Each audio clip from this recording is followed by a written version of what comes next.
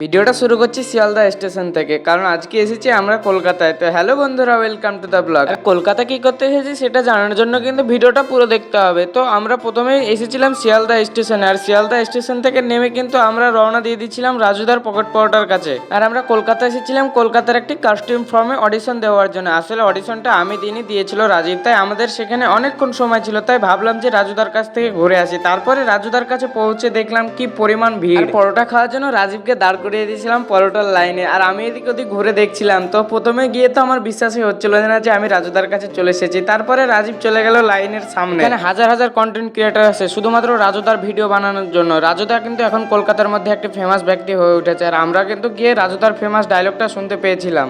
তোমরা ভিডিও দেখছো ঠিকই, কিন্তু কেউ সাবস্ক্রাইব করছো না বন্ধুরা। ভালো লাগলে অবশ্যই লাইক কমেন্ট করবে।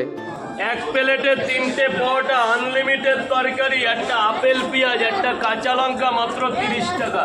তোমরা তো শুনতেই পেলে রাজুদার সেই ফেমাস আইকনিক ডায়লগ। আর সেখানে আমরা গিয়েছিলাম কিন্তু সকাল সকাল একদম, তার জন্য কিন্তু একটু ভিড়টা কম ছিল। তোমরা গেলেও কিন্তু সকাল সকালই যাবে। আর এই ভিডিওটা আমি আজকে এখানেই শেষ করছি।